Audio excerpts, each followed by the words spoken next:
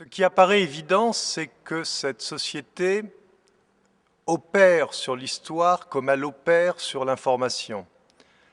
Encore une fois, toute information n'est là que pour occuper un champ, c'est le champ médiatique, et pour généralement séparer l'être humain de tout contact avec sa propre réalité, c'est-à-dire sa propre misère, c'est-à-dire sa propre souffrance, c'est-à-dire ce qu'on lui cache de sa vie et tous les éléments, les simulacres qui s'interposent entre sa vie et la représentation de celle-ci qui lui est faite et qui lui est donnée.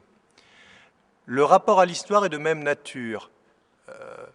Jusqu'à ce jour, l'histoire pouvait être conflictuelle, mais à aucun moment le sociocentrisme ne l'avait traversée.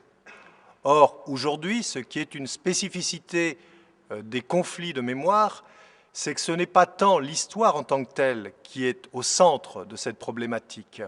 C'est tout au contraire une lecture unilatérale de l'histoire en fonction spécifiquement des conditions de la domination actuelle. C'est-à-dire que les différentes tribus qui sont mises en scène par la société du chaos ont toujours bonne conscience et sont toujours légitimées pour pouvoir émettre un avis sur l'histoire passée afin d'obtenir dans cette société ici et maintenant une reconnaissance. Cette reconnaissance n'est pas le fait qu'elle puisse exister en tant que telle ou qu'elle puisse obtenir satisfaction. Elle est là simplement pour diviser ce que l'histoire pouvait émettre d'universalisme et d'universalité.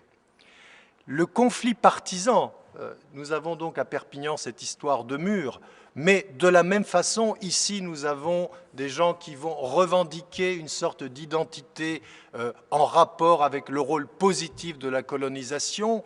Ailleurs, aux États-Unis, nous allons avoir des descendants des esclaves noirs qui vont réclamer à des entreprises américaines des dommages et intérêts. Là, nous allons avoir des Arméniens.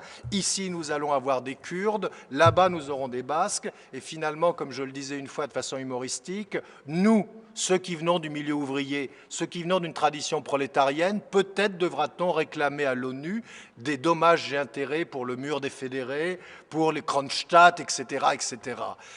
Le côté dérisoire, absurde de la chose, réclamer de l'argent, réclamer des dommages et intérêts à quelque chose qui s'est passé dans le temps, aujourd'hui, c'est exactement comme un mécanisme de même nature qu'un mécanisme de télé-réalité. Nous sommes dans un système de pure virtualité où l'histoire n'a rien à voir.